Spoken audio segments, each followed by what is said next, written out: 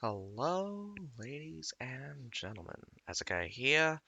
I'm going to bring you the lore pieces for the season of Colosseum, the Fnatic games. Lore pieces.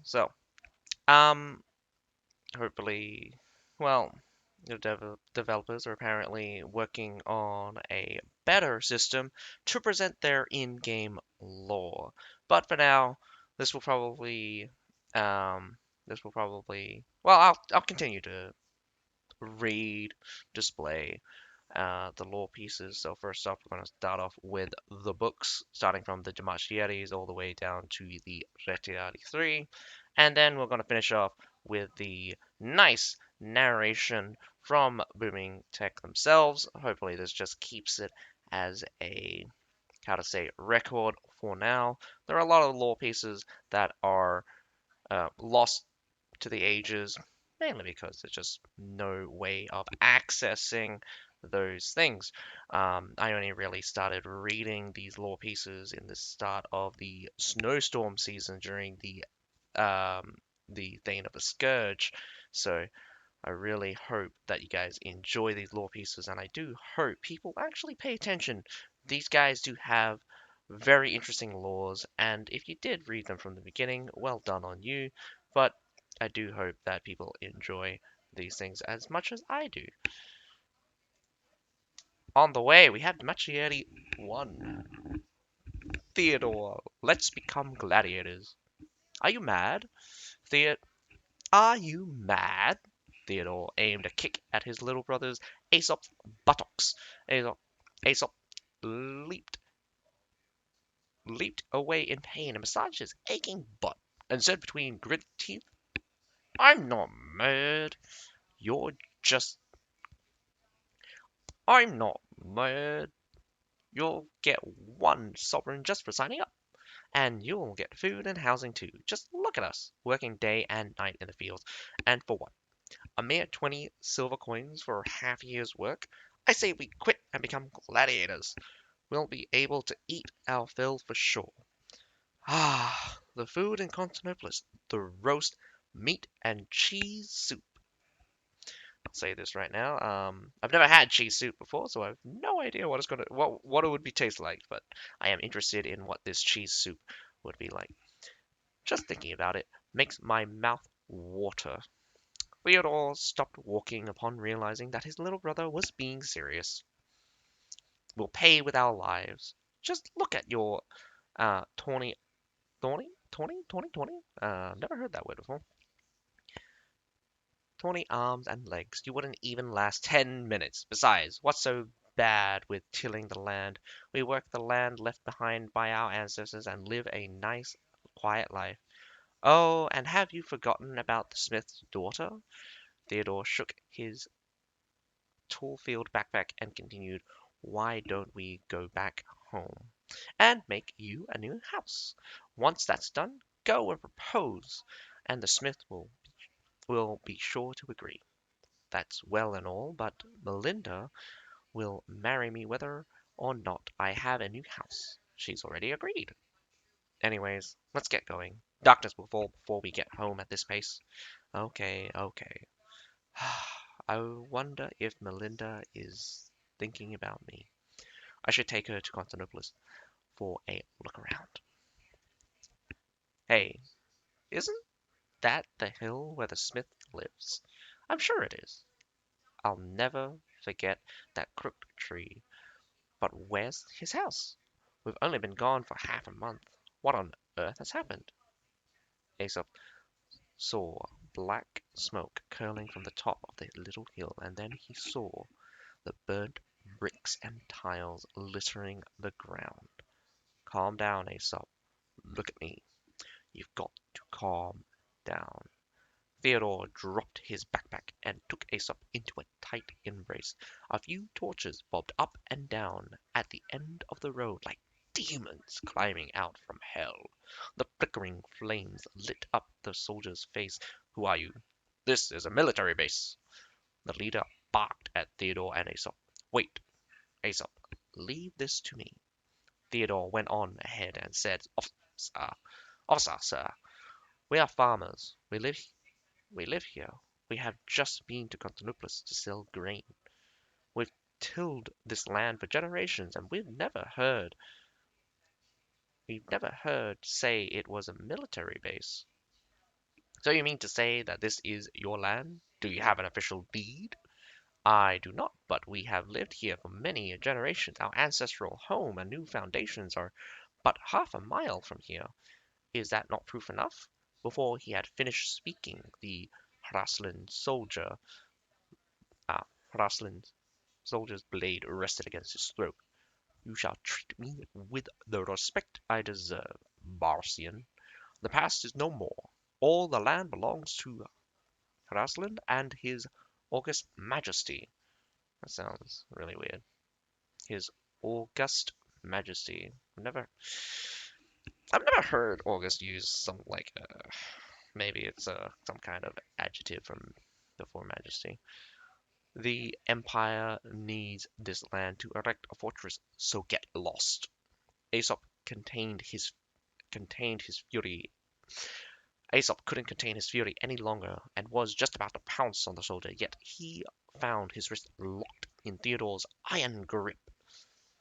I see, officer sir, we will take our leave then. Having finished, Theodore led his brother away. Not so fast. What, officer sir? Theodore thought their only way out would be to fight. While the land belongs to the Empire, the house is indeed yours. Take it down, and we'll recompensate you. Here, take this. The officer threw a cloth bag to the ground. Theodore opened it, and several sovereigns glinted from within. 13. But he had hidden at least 8 at the home. When he had finished counting the coins, all he could see was the soldiers' backs as they walked on. What do we do, Theodore? We return to Constantinople, Theodore said, and looked at the bag of coins. Interesting. Start. Introduced to 2 brothers, farmers. Went to Constantinople, came back. Seems like their little village, well, we know that at least the blacksmith or the smith house has been destroyed. Onwards to Demachieri 2. So we obviously know that the Bosnian Empire fell. Does look like Raslin during the Age of Tyranny with his invasion um, into the whole Bosnian like the whole during the Age of Tyranny there was mentions of a invasion into the Batholia region. So that was when the rise of what's his name, Ghazi the Second or something. Um, well, yeah. Anyway, so we know of the fall of the Bosnian Empire because of Age of Tyranny, and so we're come back to this theme in Bartholia because this is like Second Empire, the Hraslin Empire by the looks of it. So fifth, 50, 52, 51, 52, 52 silver coins. Theodore walked with his hand in the bag as he counted today's earnings. It had been 6 months since they arrived in Constantinople. They had spent much of their time getting accustomed to life here and finishing jobs. Fortunately for them, the Colosseum games were growing even more popular and many hands were needed. Theodore had found work at a construction site and had been promoted to team leader by a Bosnian engineer. As for Aesop, he made us of his wit. That is, wow, bad English right there. He made us of his wit. As for Aesop, he made us of his wit and peddled goods. I think it's meant to say he made up with his wit. I think it's something. Man, that just seems like really bad English to me. And what I said sounds like really bad English to me now that I think about it. Anyway, continuing on. And peddled goods near the Colosseum every day, sometimes earning more than even Theodore. Having received this month's pay. He had 27 silver coins left after rent. With the rest of their savings, they were closing in on 20 sovereigns. While Aesop sure had some strange ideas, they did earn more in Constantinople than they had done farming. While work was harder and they lived some 10 to 20 people in a mud house, it wouldn't take them long to save up 100 sovereigns if they continued like this. Then they could rent a small shop, buy a permit, and open a stall of their own. Aesop crossed the dark alley and dislodged a wooden board and made his way into his room. The wages having been paid, they had gotten off work early today. Two tanned and scrawny workers slept on grass mats on the floor. They swept feces off the street during the night as a living and slept during the day. You're back early, Theodore?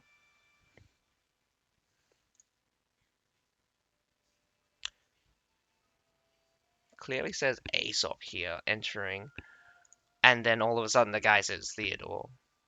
All right, there's a continue. There's obviously like continuation error here. Anyway, I believe this was a mistake. That it's meant to say Theodore crossed the dark alley and dislodged the board. Made his way into his room. That would make more sense because like when they introduce there's two tanned and scrawny workers that slept on the grass mat on the floor as we enter this room as he was heading towards his room after like opening the board and stuff. Um, these guys are implied to sweep feces off the streets. So they sleep during the day, work during the night.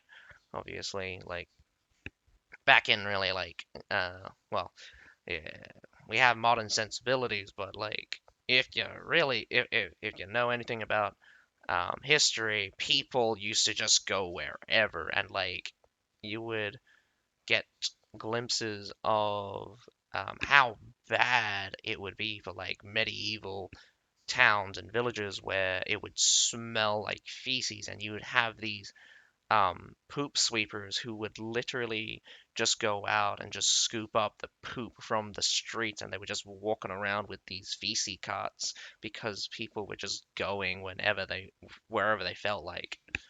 So definitely would not survive within a town that has that kind of sensibility. I mean, when I go, I wouldn't be able to go in the middle of the street, and definitely would not like to see so much crap. Just like if there was feces all around the place, it would just be disgusting for me. Anyway, continue on with the story. You're always the latest one back usually. All right, that kind of makes sense, but it doesn't. I think he's meant to put last instead of latest. I mean, actually, no. I think it works. Maybe my English is failing me. Yeah, it was payday today, and I got off early. Once Aesop comes back, I'll treat you to a bath. Ha! Are you joking? I'd rather you treat us to some roast meat. Showering wouldn't help us either way. You're a good man, Theodore. Unlike those damned Hraslins, they're all but useless save for their roast meat and their big turds. The other workers sat up and chimed in. Ha ha ha ha. And their big turds. Don't spoil Theodore's appetite, Milo. It's his treat after all. Alright, so I don't think we got the first guy's name, but we do have Milo. I would just like to say that, like, people showered, people bathed, definitely bathed, and to refuse to bathe, especially since, like, you're handling a lot of feces, these guys could die really easily because disease from human waste is incredibly dangerous. Like, I don't believe that, like, these guys could be working as, like, feces collectors for several years without bathing. And, like, I'm pretty sure, like, they definitely would want to bathe because the feces themselves would just make them sick if they ate after cleaning up feces. Right, you are. Let's go to Lelo's down the street. Lelo's down the street. Guessing that's a place. Owner probably called Lelo. Theodore said with a smile as he sat down on his own grass mat and took out a wooden box from his pillow, but when he opened it, his face grew pale. Cork, Milo, where all my money? Aesop took it. He rummaged around the box at lunch. Who would have thought he took that much? He's probably betting on the games, Cork said, and Milo chimed in. That bastard. I thought he had given up on that idea long ago. I'll go look for him right away. Theodore leaped up and stormed for the door, but Aesop slunk inside before he had reached the door. Theodore grabbed hold of his brother's clothes and asked where his money had gone. Aesop forced his brother's hand away and extracted a cloth bag from his waist. Inside it was at least 30 sparkling sovereigns. Where did you get all that? You went gambling, didn't you? Listen to me. No more gambling. That was just a streak of luck, is all. You'll lose everything you earned today tomorrow. You promised me when we got here that you'd never. I know. I wouldn't betray your trust, brother. Aesop interrupted. Theodore, I earned this fair and square. Aesop interrupted Theodore. I earned this fair and square, and I know a gladiator, one of the Demachiates, one of the grand Demachiates. We were talking, and he told me they were up for an impromptu fight without any advertise,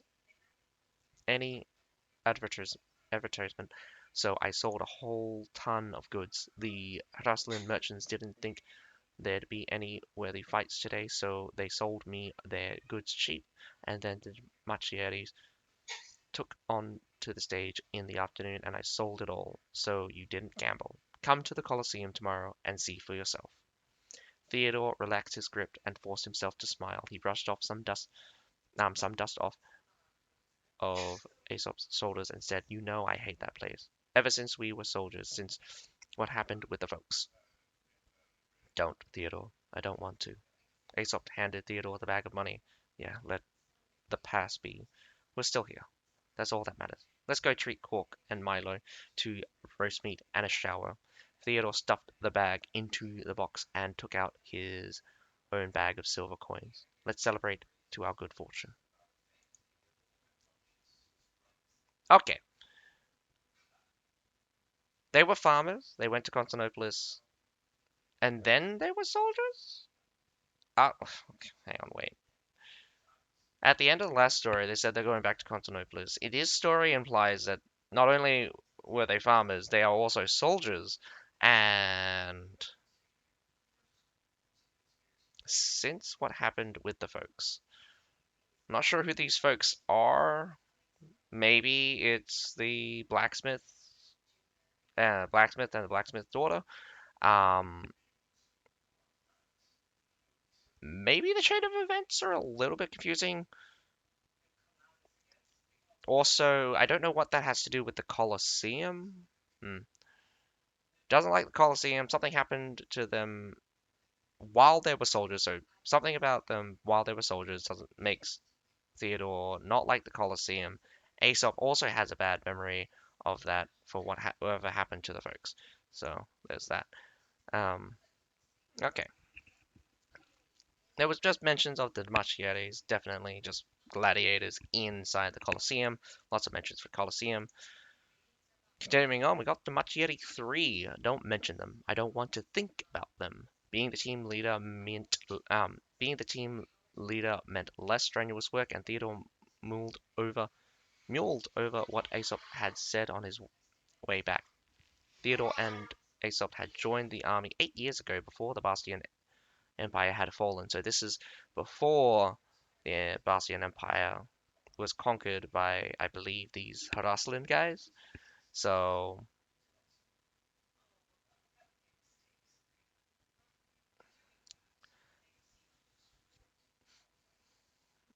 So in this case, we're in the Harassland Empire. Constantinople is the same place. The Bosnian Empire has fallen. These guys were in the army 8 years ago. We're not sure if they were in the army for the whole 8 years for the time, I mean, like when they joined and when they fell, but they did join the army 8 years before it fell. So not sure if they were fighting during that time. The empire lost and Constantinople was conquered, and so the two set out with their band to fight. Okay, so at some point, Constantinople was conquered, empire fell, I would assume. So these guys continued to fight after the empire has fallen. So it could be, so you got the 8 years for when they joined, and then now continuing on into Hrasan rules, then they're apparently fighting. They later returned as they couldn't stop worrying about their parents. Oh, Theodore remembered the day when they bid farewell to their fellow soldiers as if it was just yesterday. They left and returned home only to find their parents in a pool of their own blood, their eyes glazed over. Okay, that would. Alright, that's interesting. I mean, it's implying a lot of things. So, last. Last time they were soldiers. Apparently, the folks means their parents here. Um, Returning home, I'm not sure how the events lead into a cohesive story. It's kind of a bit of patchwork here, but they were soldiers. They fought. They fought after Constantinople was conquered with their own band. Later disbanded. Probably just decided to stop fighting and went home. Very classic for a lot of soldiers to continue fighting for a short time only to lose motivation and return back to their homes. Um, a lot of empires, I mean, um, a lot of like history kind of shows that once you kind of take out the capital, the power structure just gets obliterated and people just goes their own ways. There's very few people. It's very difficult for leaders to really round up people to fight, and especially when you were a great empire, only for your empire to lose its symbol of power, does the people lose the will to fight? So these guys definitely probably had other attachments as well. They're folks, indeed. For only to return that they were dead, so that's very unfortunate. Aesop wanted revenge, but on whom? The perpetrators were long gone. They had only themselves to blame for leaving. Theodore reined his raging fury in and laid down his violent past. The only thing that really mattered to him was his brother. Without realizing it, Theodore had made his way to the Colosseum. He shook his head as he looked at the god-forsaken building before him. He wanted to turn around and leave, but thought of his brother peddling in the area and changed his mind. Theodore saw a gathering of people beneath the shadow of the Colosseum, all huddled up together and whispering. Fears gripped him due to the worry about his brother, and he joined them. There were so many people that Theodore couldn't see what was going on inside and could only hear the shouts. You dare brawl beneath the Grand Colosseum? Theodore thought it sounded like a Hraslin guard. Officer, this Barcian stole my money and is refusing to return it. That was another Hraslin. Who stole your money? You placed the bet and lost fair and square. Wait, that was Aesop. Theodore forced himself closer. Place the bet? What on earth are you talking about? I only asked you to hold them for a while. This isn't a place for gambling. The fuck? You asked someone to hold your money. What? That sounds, man. If like it's pretty telegraphed that like Haraslin merchant, Haraslin god, definitely gonna kill the Bossian guy. So it's just like it's just really stupid as well. That was like such a lame excuse. Um, I only I only asked you to hold them for a while. Jesus Christ. This might be important though. This isn't a place for gambling. I'm a broker. Everyone around here knows that. The buzzing voices quickly grew fainter. Bastions are hosting a gambling operation on the Empire's land? The guard asked. Yep, totally saw that coming. Um, The Harassment Guard's gonna kill him, isn't it? I it's is that true? That is mighty brave of you. Theodore had made it to the front during their conversation, and just as he was about to stand up and speak for his brother, a blade flashed before him, and Aesop's head rolled on his feet. Theodore roared in fury and prepared to strike down the guard when he took a blow to the back of his head and darkness fell. Alright, yeah, definitely saw that coming. Um,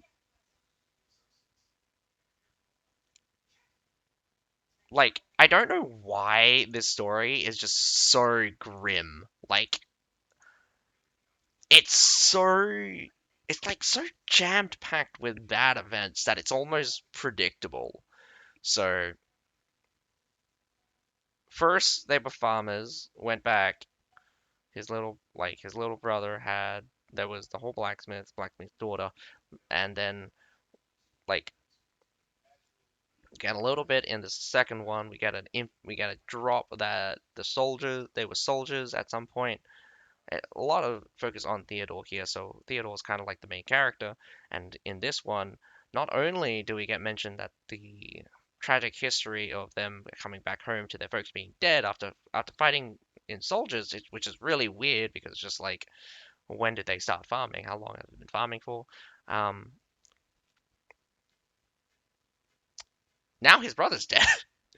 Also with the previous one, it's very also like, his brother's a liar, so um, a broker is basically also a gambler as well, but you're the house, so you're the person that people are placing bets, like you're placing bets against people. So like if you're the house and there are odds that this person is winning, I place odds like against that, so I get a bigger payout if the odds are right. Like whatever.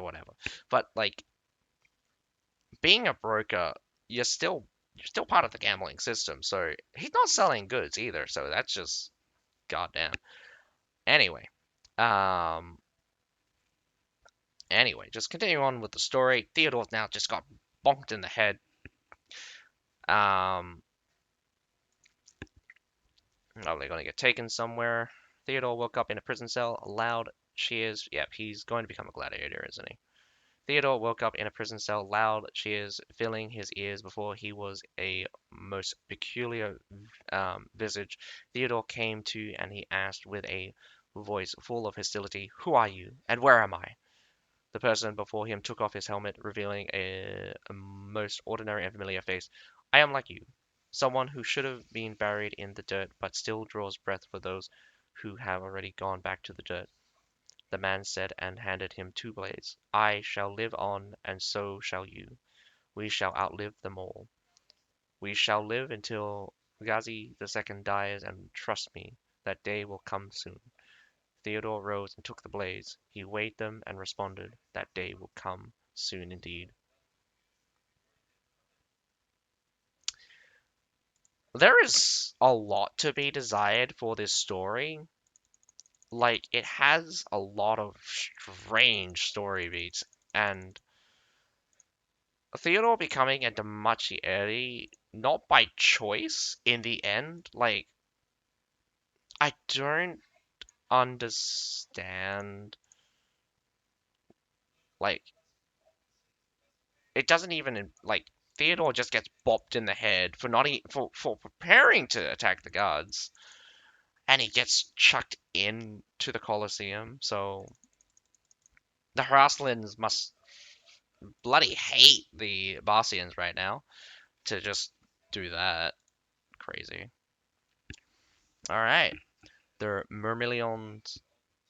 Um, the Myrmidons one. This light. Do you see it? It is the only thing worth fighting for. These were Adra's last words. He was like me, just a kid. But even now I feel the weight of his words, born to become a Myrmidon, Myrmidon, or die trying. Ha ha ha ha ha ha. Hit it, harder, harder. The screams, I hear them all the time, always in my head. Fight for glory, fight for honor. I swear I want to kill him. What glory? What honor do you have in your sick mind? Glory has no value. Honor won't feed you. You can't touch nor feel either. But my hatred is real and it surges within me. Just kill him in his sleep. Not so scary and powerful now. I watched my hands turn red and realized that I am still the same man.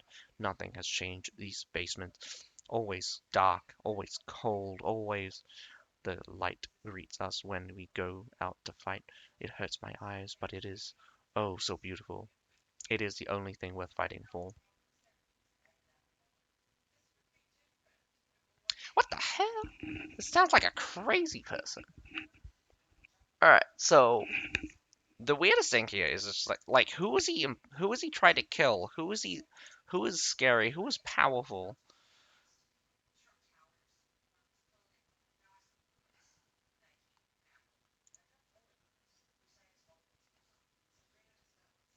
He hates someone. Okay, so he doesn't fight for glory, he doesn't fight for honor.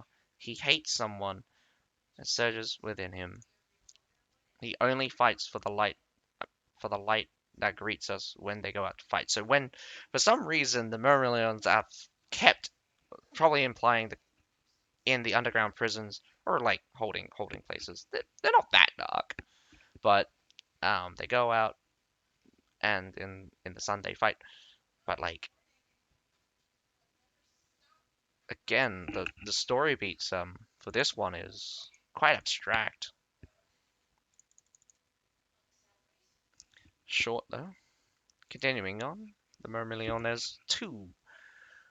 They came to our land. Everyone is panicking, throwing strange names around. Ghazi's two, Ghazi the second.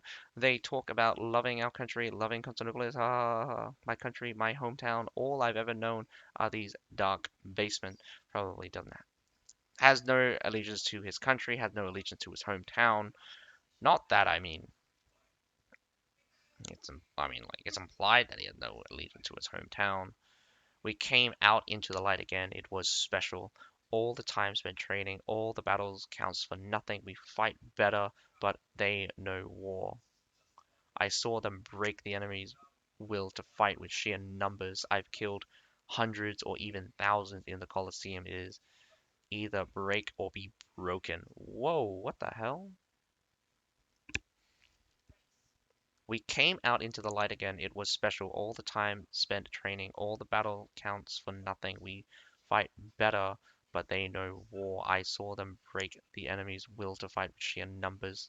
I've killed hundreds or even thousands in the Colosseum. It is either break or be broken.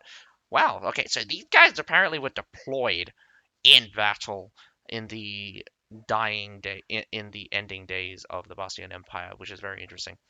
The invaders are strange. They don't even want to execute us. War, killing. If you don't finish your enemies, then what is it all about? Bit abstract ending though, but it does give us a little bit of insight on these guys. Does look like a couple of the gladiators. So there were gladiator battles.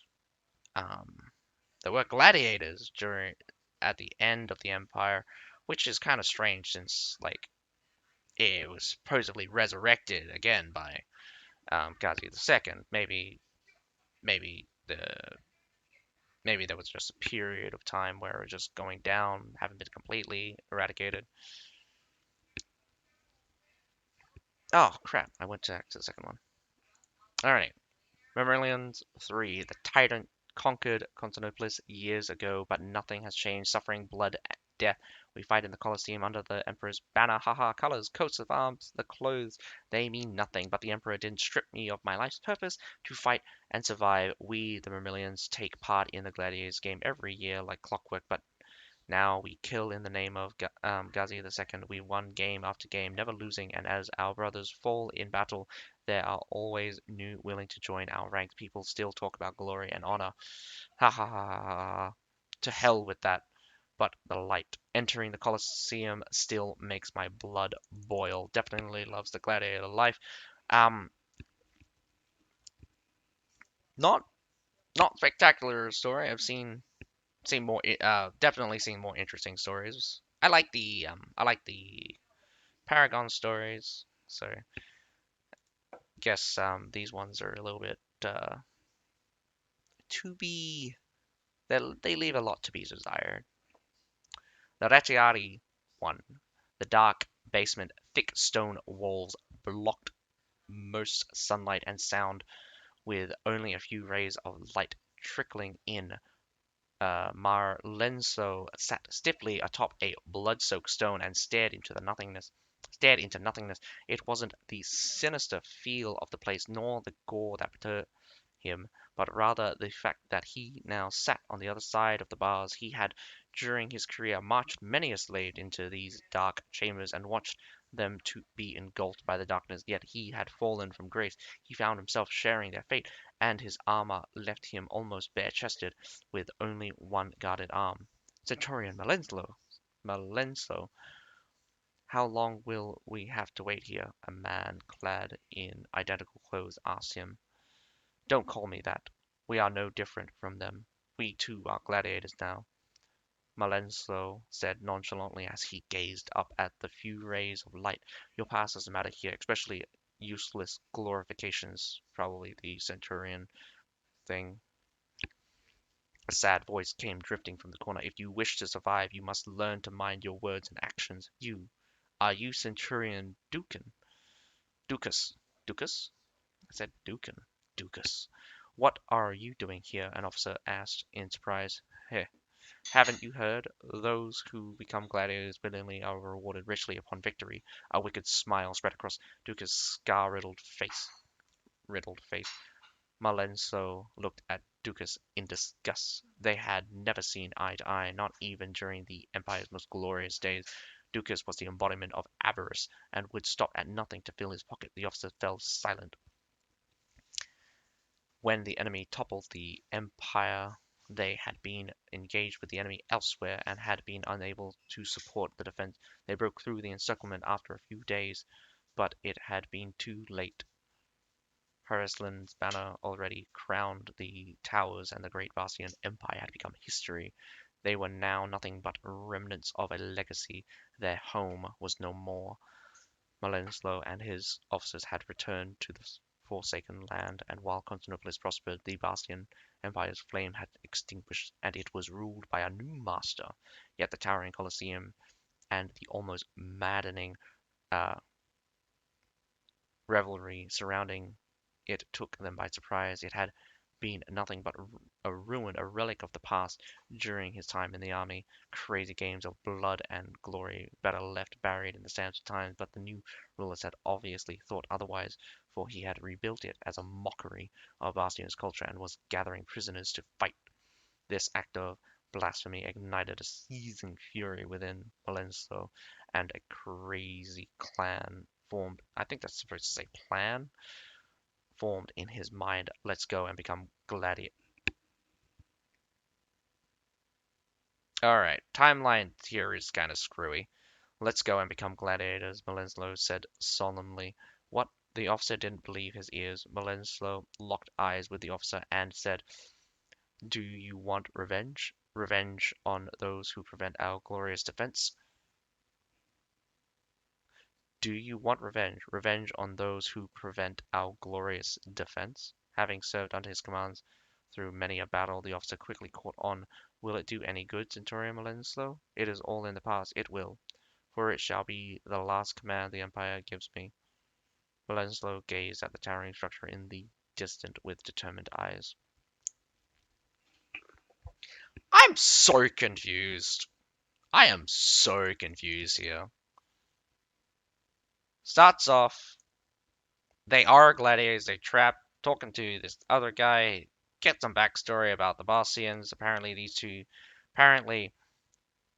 Malenslo, okay, there is a break in the line, so it kind of makes sense with the break in the story here, but it's just like,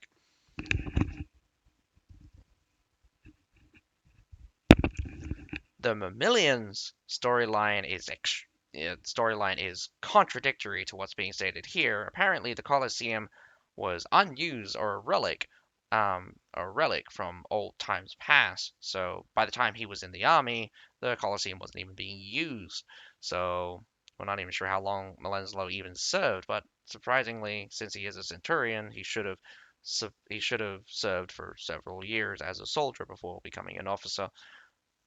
Normally that's how it works unless you come in as a high-ranking officer. Normally not like part of the centurion, but like a one of the more higher-ranked ones. In the end, this is just very confusing. So we get the backstory of apparently him returning to the Forsaken Land, which is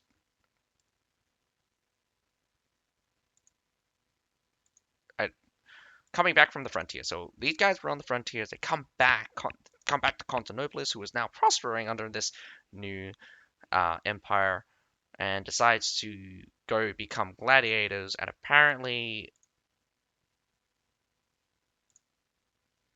um, to get revenge on those who prevent our glorious defense. Do you want to kill other Barcians? This is so confusing. Maybe we'll get more information as we read on. Retiari 2. It had been ages since Malenso had last fought in such glorious battle. With the Triton in hand, he met with the enemy and showered in their hot blood. His upper body was bare, and he had done away with his shield and sword. Instead, he carried javelins on his back and fought with a Triton. These weapons felt alien to him, yet as he heard the cheers from the spectators and the man upon the thrones, he shook his head to clear his mind. Bastian had fallen, and they were now nothing more than clowns on a stage. He looked to the side and saw as Ducas let a javelin fly and pierce the chest of their last enemy. The cheers grew louder and louder until finally the Emperor himself rose and claimed their victory. What do you say, Malenso? Pretty good, no? The glory you seek can be gained anywhere and not only on the battlefield, Ducas said as he showered in the flowers thrown down from the stands. Once a warrior, now a clown. Is there any honor in what we do? Malenslo said and looked at Ducas. Maybe, maybe not.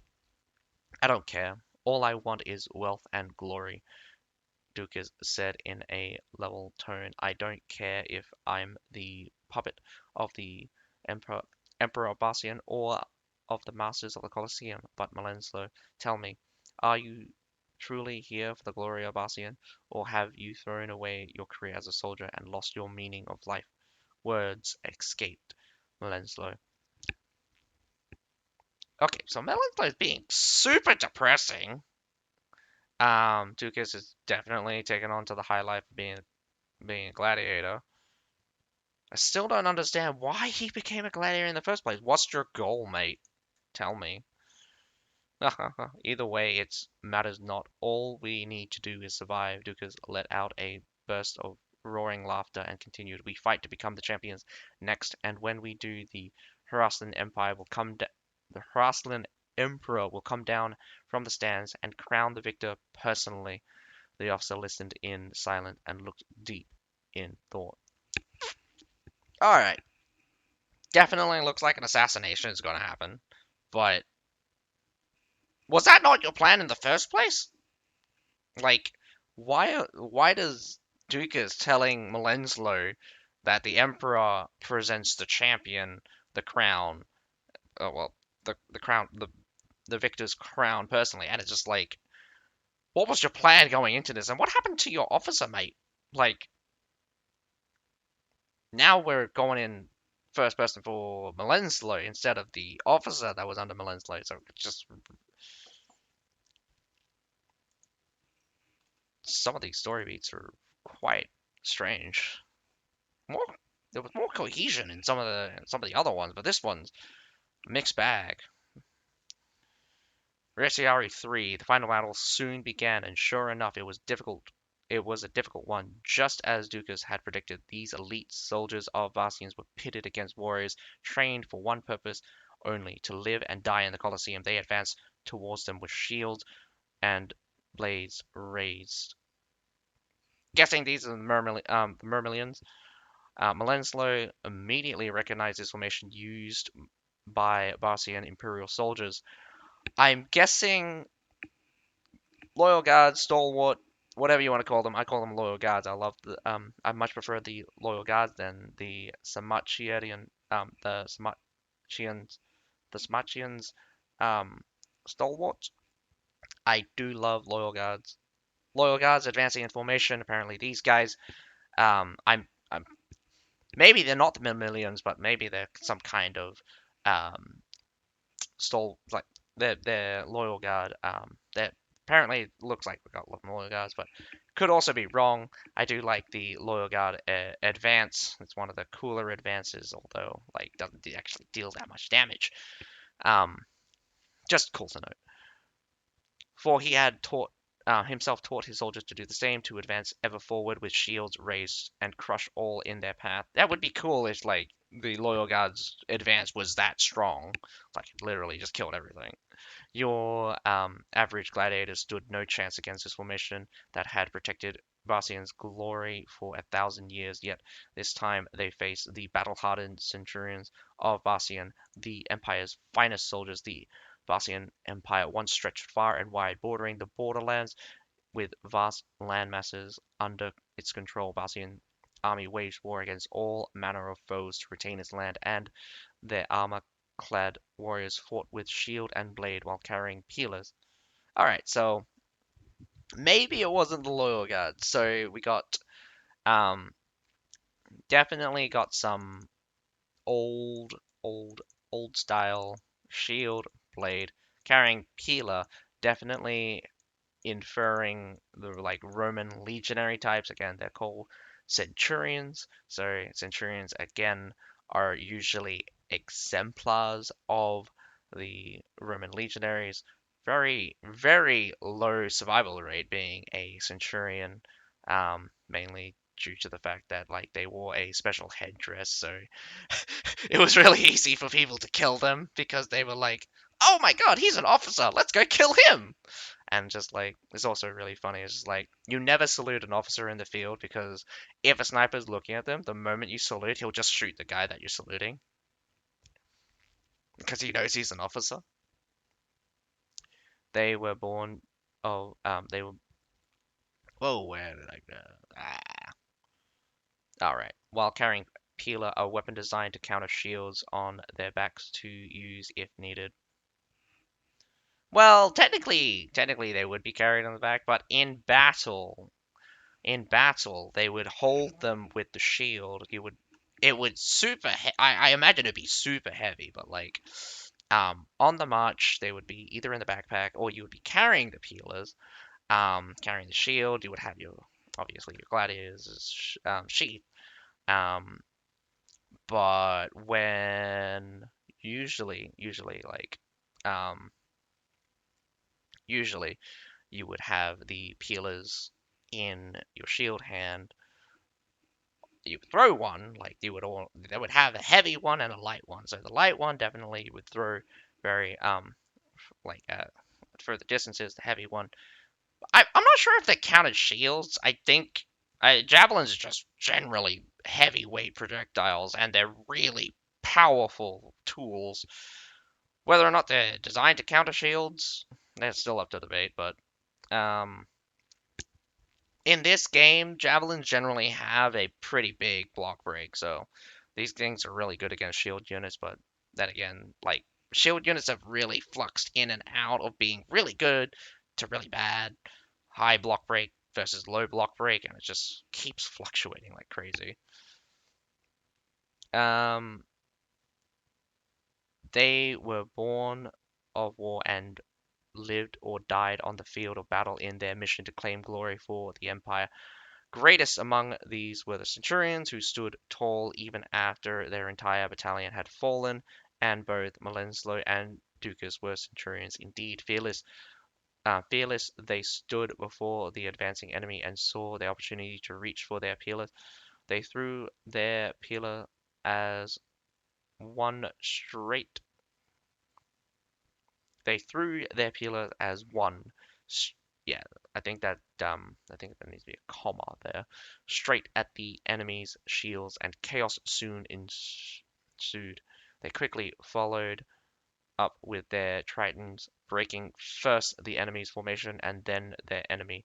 Blood cascaded from gaping wounds as they howled in pain before all went Before finally all went still while they did so at great cost. Malenslow and his men defeat the reigning gladiator champions. The audience stopped breathing for a second and then burst out in loud cheer.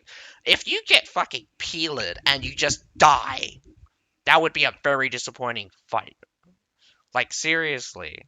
You'd think that these guys would be better, like, deflect the projectile, maybe? I don't know. It would be kind of cool. The description in this is just not a very exciting fight, but I mean, like, I don't think they have very many pages. There's 7 pages of this, but it's just like, they don't have very much time to describe fighting, but I would, I would as an audience that just watched that, I'd just be like, boo, boring.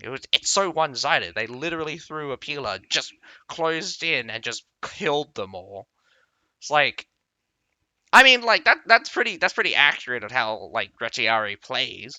You throw their javelin, their Triton charge is so powerful that it normally just collapses the front line. If you're spearfishing them, follow it up, you basically break the entire formation, and then you can Triton charge again.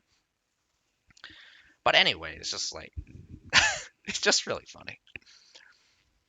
Um, One after another, they rose and clapped for the warriors still standing.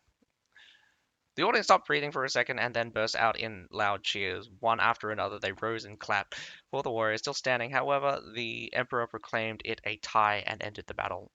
What? What? The audience booed in displeasure. Yeah, man, that would be like, what the hell? Yet, Malenzo cared for not for this hollow victory. He weighed the peeler in his hand and calculated the distance to the Emperor. It was the closest he had ever been to revenge. The one who had destroyed his home stood before him, and all he needed for his final triumph was to throw his pilum straight, but he never got the chance to. A trident pierced his chest, and he crumpled down onto his knees. His hands gripped tight his pilum. Malenslow looked back and saw the officer's emotionless face. "Why?" he asked weakly. "I am sorry, Centurion Malenslow, but the Bastian Empire is no more. You must not succeed on this day. I have fought under you in hundreds of battles, and I am weary to the bone. I wish for a good end, and not to die with you here today. Ah, and not to die with you here and now. It is time you return to the dirt, Centurion Malenslow. Rest now. You have done all you can." The officer pulled his trident back, and Malenso dropped to the ground. The last thing Lenso saw was the commotion that had broken out in the Emperor's stand. A group of cloaked men rushed in, and the guards drew their blades. Thud. The officer stared in disbelief at the trident protruding from his chest. He looked back and gazed straight into Dukin's rabid eyes. "I'm sure you're wondering why I'd killed you," Dukin said nonchalantly. "While I admit that I've never much liked Malenslow, the stubborn fool, I loathe betrayers such as you even more." Dukas, man, I never knew you came in. Oh man, I love it when this. Man, even though they made it out that Dukas was going to like, you're not gonna like Dukas. Definitely Malenslow's best friend in this game. Like, basically, Dukas and Malenslow are best friends. You definitely got this, and it's so the sweet the revenge that Dukas is pulling off. It is burning hot right now, burning hot. Got betrayed, probably by the officer that was following Malenslow to become gladiators. Killed by Dukas at the end of Betrayers, and man, I love that line. I loathe betrayers such as you even more. He hates Malenslow, but he hates this guy even more. I love that. I love that. That's a very nice one. We also get an assassination here by so the Emperor is being assassinated right now, and these guys were just like on the ground, just fighting apparently. Duke has pulled back his trident and struck once more with even greater force. "You're the dredge humanity. You've fallen so low that even those such as I hate you to the guts. He threw the officer's limp body to the side before kneeling and propping up Melenslow's head. Did. The light was quickly fading from Melenslow's eyes, and he spoke his last words one at a time. I triumphed. You did. Worry not, Melenslow. You fulfilled your last order. Ducas spoke with great haste. See, the Emperor has been assassinated. The Haraslan Empire has fallen. Melenso smiled one last time before death took him into its embrace. Ducas closed his eyes and laid him down on the ground. As he hummed Bastian's song, a light drizzle escaped the clouds and washed clean this filthy place of sin. Chaos ensued among the stands, and the rain grew steadily heavier. Oh, man, what a poetic ending. But I mean, it's a poetic ending, but it's just like, you didn't do anything, Melenslow. Like, you didn't even get to throw your Pelham. A bunch of randos came and assassinated the Emperor here, and you're just like, did you triumph? Did you do anything? Did you really do anything?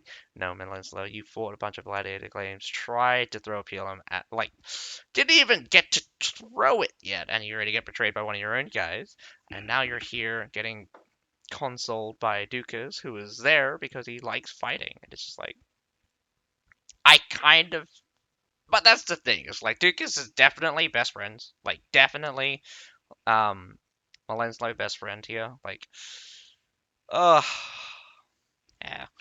In the end, that was actually kind of. In the end, it was more entertaining than I thought it would be. But like, I, I kind of sometimes I get into it.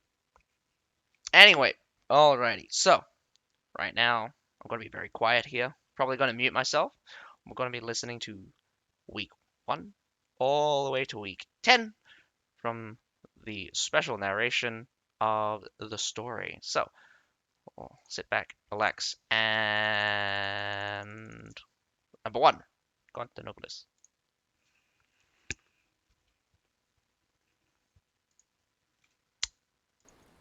I muted that, didn't I? Why the... You guys couldn't hear that, could you? Crimson rivers and buildings of gold. The beautiful city of Constantinopolis. I missed it so much, but...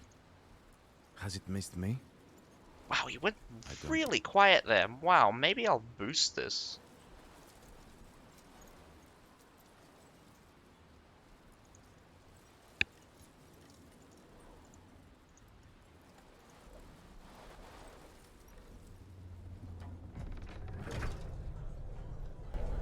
Boost this by 10. Let's see. Crimson rivers and buildings of gold. The beautiful city of Constantinopolis. I missed it so much, but... Has it missed me? I don't know. It has been long since last I walked its streets, ever since Azzakye II came to our land. Curse him. He ruined our way of life. But the city... Somehow it still flourishes. These people, they have lived through years of sadness and happiness. In recent years, mostly sadness. Yet I see them laughing, smiling, dancing and drinking. They all move in one direction. Like parasites, like poisonous insects, they crawl toward that forsaken place where suffering goes hand in hand with celebration. The Colosseum.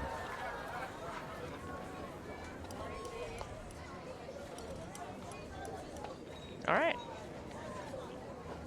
So we get the beginning. Now week 2. The Colosseum. It attracts all manner of crowds with an almost magnetic pull. Rich and poor, young and old, the wicked and the self-righteous. There are no saints here. Everyone is drawn to the gladiator games and its violence and death. Rumor has it the games were requested by Emperor Azzakye II himself. The construction of this arena and the organization of the games were executed by the merchant guilds, led by the traitor Stephanos, who sold what remains of his soul when the city fell. Warriors marched into the arena.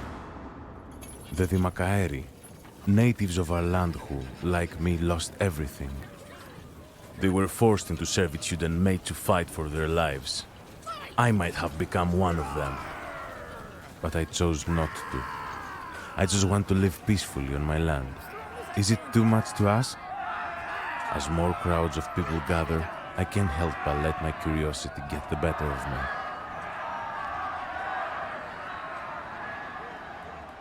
So, we apparently have a trader.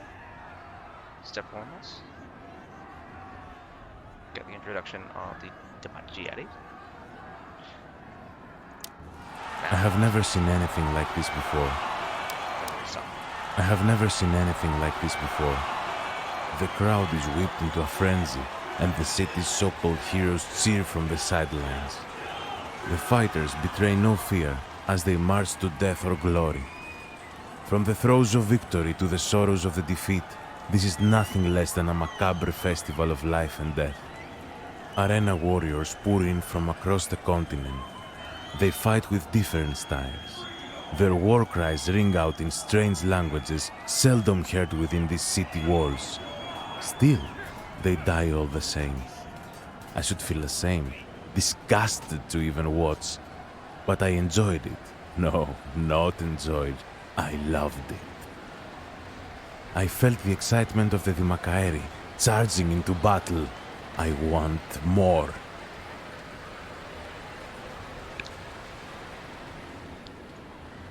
Very nice images coming in through here. That was week 3. First blood. Coming on to week 4 now.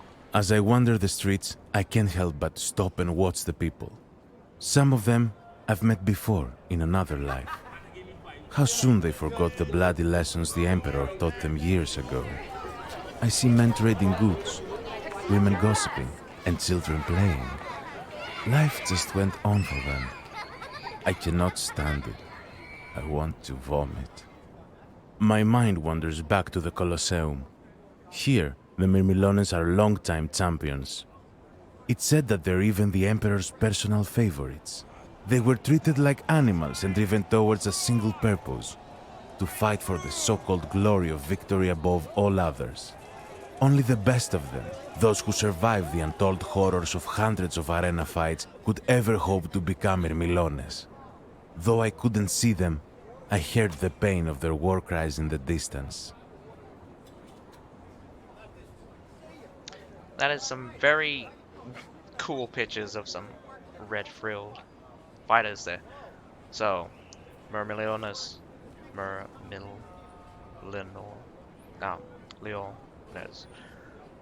are champions apparently. So that's good to know that these guys are the champions, implied champions. I'm getting the vibe that the Retiari. So when we read the Retiari, the Retiaris seem to have beaten these guys, the Myrmilones, in the final thing. Emperor calls it the draw, though, so that's very interesting. What I want to understand as well is that all 3 of the units are technically Barcian. They're Barcian units because the Azzakye are from the Empire. The Myrmilones were from the books of Myrmilones are implied to be fighters before the takeover or before the fall of the Barcian Empire. I'm not sure if they actually fought games or not. And the Retiaris are, from what we know, at least a couple of them were centurions or officers from the Barcian army. So, continuing on to week 5. There he stood, the Emperor himself. All of the paths of the world's greatest warriors lead to the one and only arena. Observe the return of the old rivals, the sick madman declared. I couldn't believe my eyes as Retiari entered the ring. Locals were cheering for the legendary warriors of the old country, natives of my land. Why did they come back? The spectacle of them standing here is proof enough they did not lay down their lives in its defense in its darkest hour. Do they feel no shame? They're nothing more than the Emperor's puppets. Traitors. Okay. That is interesting. Retiari apparently are soldiers. Like, this is straight up telling us that they are soldiers from the Barcian army, and each one of them represents a traitor. This would also clear up a little misunderstanding I had with the Retiari books, where it's implied that he wants revenge on those who rendered the glorious defense. Those that would be defending this town would imply that he would be fighting against others, or to imply gladiators, who are also part of the Barcian army. So there's a lot of folks here as gladiators who are part of the Barcian army. But then again, a lot of Barcians are probably being forced to fight in these games anyway. Just very interesting that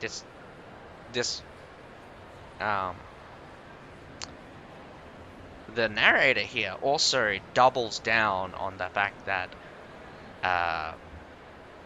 these guys survived the defense. So usually when a conquering city gets like taken over, a lot of the defense force gets basically butchered, and unless they give up Constantinople like without a fight, you normally have huge casualties for the defending force, and it's not very uncommon for like the defending force to have only a very few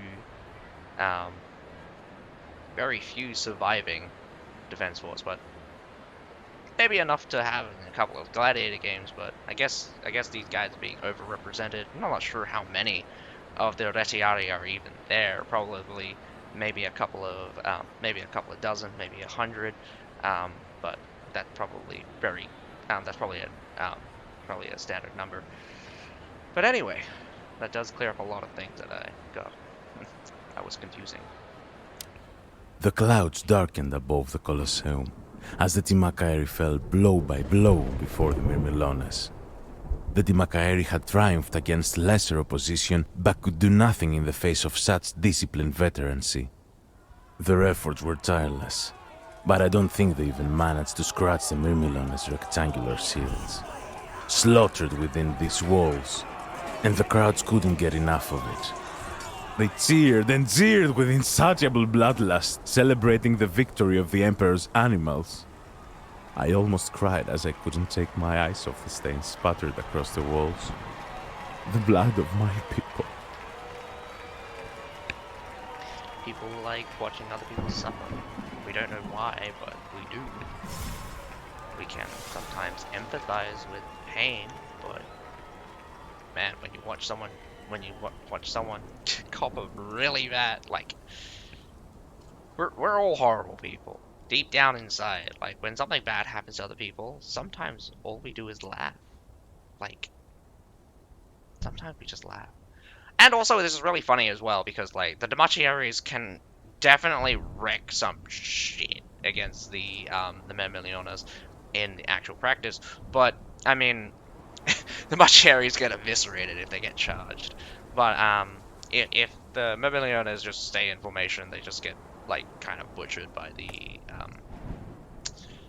Machiaries. That you would be surprised how effective the Machiaries are actually against shield units. Like, it's kind of weird because the Machiaries like should deal tons of damage, but have like, well, they have like their Sicar lunge, which are basically ignores block and stuff, but like their normal attacks do quite well against block, and they don't have that weird parry thing, so they chain attacks without being stunned, so they're dishing out lots of damage. So once they get past that shield, absolutely gets eviscerated.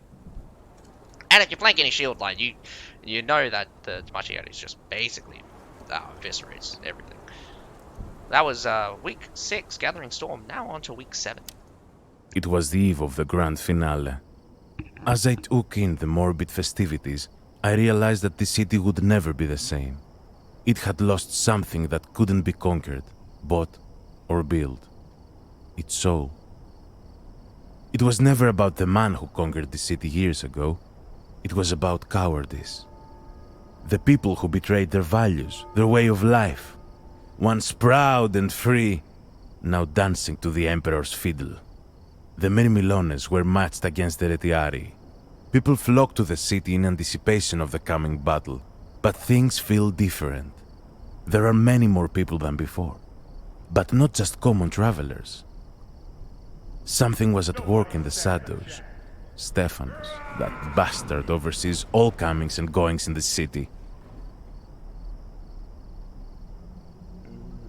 So we're coming up to the finale. We know already, it's kind of like a spoiler, but like we already know that the assassination is coming. So is Stephanos part of the assassination, or is he going to get killed as well? We will see. Mirmilones were finally ready to face their most dangerous rivals yet, the Retiari. The Emperor assumed his throne in the royal box, eager to observe his favorite warriors cross their blades with the city's legendary defenders. The Secutors unleashed the game's final spectacles. Mirmilones and Retiari were soon locked in a terrible dance. The Mirmilones had spilled their share of blood, and one would think they could triumph with ease against old soldiers as they did against the Timakaeri. But the Retiari were a different breed. Tridents clashed against shields, sending splinters and shards flying. The rabbit crowds threw coins at the fighters, tore clothes from their bodies, fought each other in the stands. Madness! They're sick! Sick! All of them.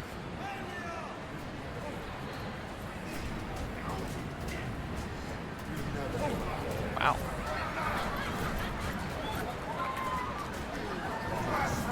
I like some of the images that are coming up here, like the broken helmet, eyes peeling out. It would have been even cooler if they added some blood on it. So this is a really better depiction of the Mirmilones and Retiari final battle. So I mean, like both sides take losses, and I love how it looks like the Mirmilones are moving forward, not charging, but moving forward, and the Retiari definitely going in as well. There were no winners. The warriors gave everything they had, and the fruits of their efforts were splattered across the walls, sands, and weapons of the arena. Broken bodies were stacked upon shattered shields and splintered tridents, and still, the crowd wanted more. The Emperor rose to address the crowd and declare a glorious end to the gladiator games. The heckling started, and Stephanos watched from the wings, waiting for his plot to unfold. As the Emperor's speech drowned in a rolling wave of boos, a group of cloaked men emerged from behind the curtains and leapt at the Emperor in a flash of daggers.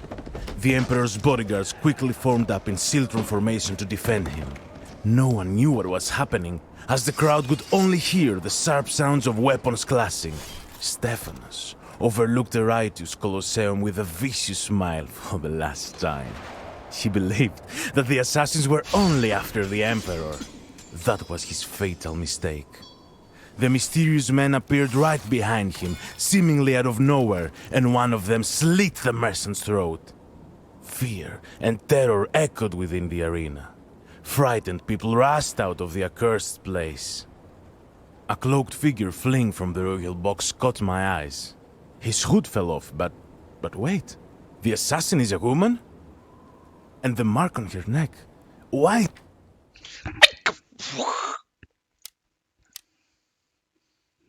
You're kidding. You're kidding. Just connect me at the bad time. Oh, man. Well, Stephanos is fucked. Well, he's dead. I mean, like, did he know that the assassins were coming? Also, the Retiaris implied that the Emperor called the battle was a draw, so are there survivors on both sides? Who knows? I like how the image is straight up, just Roman legionaries surrounding the Gazis the second. So, what the hell is happening? What's really interesting is disconnection for the Harslan Empire is either implied to be, or like, the problem here is that the Barcian Empire is meant to be something similar to the Byzantine Empire, but the Harslan Empire seems to have taken over, they conquered the Barcians, and seem to have either adopted a lot of their culture or incorporated a lot of their culture. So it's just really weird. Um, so it's just really weird to see Roman legionaries here in this setting, especially especially after like all this time with the Barcian Empire itself, mostly being represented by the Expedition Knights, the stalwarts, of course. I mean the paladins and the stalwarts, the Με εμένα militia εδώ η guys, φωτιά δεν θα σβήσει ποτέ. and the Siphonatioi, Siphonatis. Άσε τη φωτιά να καταβροχθήσει το Siphonatis. κακό. Siphonatiois. Anyway, let's just finish off the story here. But it's just a lot of really irritating things.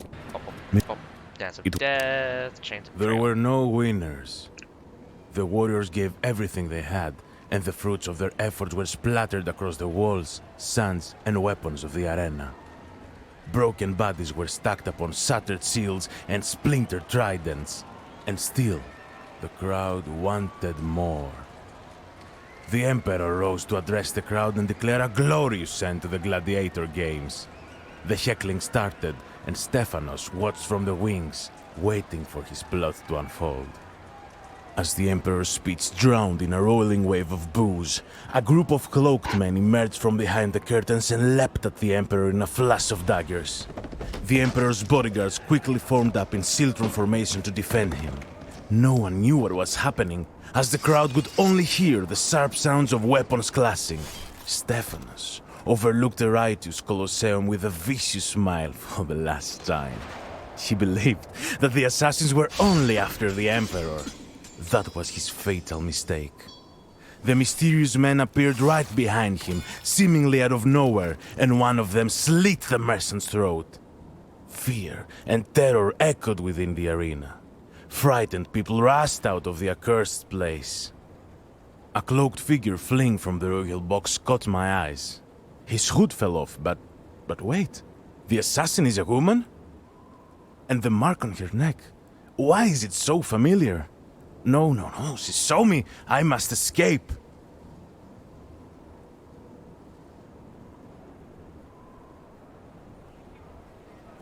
Run, run, run.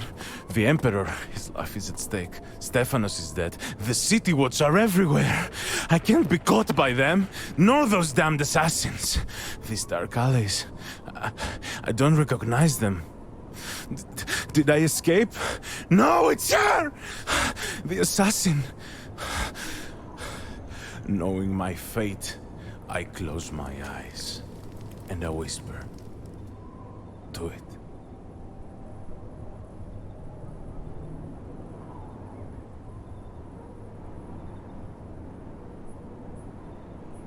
Okay. So.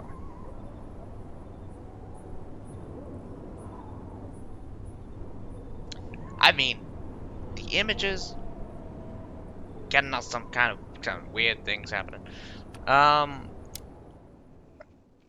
now, I mean, like I'm recording this at a time where we're about to get the full-on trailer. Like, apparently, like on the 14th, there is something going to happen on the 14th. They're going to release some information about the new season. Not sure if it's just going to be a full-blown trailer or not, but we do have information. So we do have the Scorpion tattoo, which has apparently also been shown on previous in previous seasons. I've kind of missed it somehow.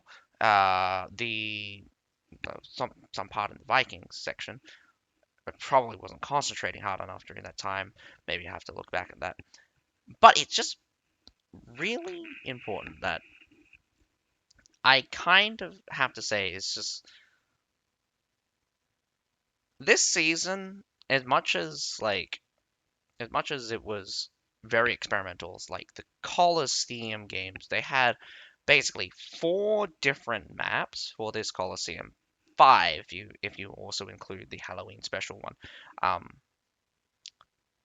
it's also very important to say that like it's quite interesting how they incorporate the lore into overlapping civilizations, kind of working within against each other. But then again, like getting completely wiped out, and some of the used story beats just don't make sense. Especially with like the legionaries just being there. Like if you're gonna tease the legionaries like that, just straight up just give it to us. I mean, like the Merleones we'll probably have to do for now, but I don't think that going to like full blown Roman type legionaries is a good idea. Nor do I believe going for like um, Greek hoplites are a good idea either. I think they really need to stick with um, kind of some surrounding fantasy in medieval sector. There's not a lot. There's not a lot of how to say um, fantasy like ancient fantasy. So the freedom that they get from introduce of like some of the kind of like ancient civilizations, but it's not as much as the kind of medieval fantasy, which has been quite developed. And I mean, like, heavily developed. There is a distinct look that everyone likes about the Romans. They have a distinct look that everyone likes about Greek hoplites. Probably don't even like the Macedonian type phalanx either, since Macedonian type phalanx is just like a really, really long sarissa pike. But anyway, that is the lore for the Colosseum. I hope to see you guys next season. Very excited to see what it is about. New weapon incoming. Does look like I think everyone's seen the teaser. Sorry, but the next weapon going to be some kind of blade with a chain with a dagger at the end of it. So definitely going to look. Definitely seems to looking very Arabic from the looks of the teaser so far. But nonetheless, that is all from me for now. I hope you guys enjoyed the video. But other than that, my name's Azzakye. Have a nice day. Bye for now. I forget how I ended my videos then. It's been a while since I've actually ended a video like this. And I'm probably going to do multiple takes of just saying goodbye, but like, well, I mean, never mind that. I hope you guys enjoyed the video, but other than that, my name's Azzakye. Have a nice day. Bye now.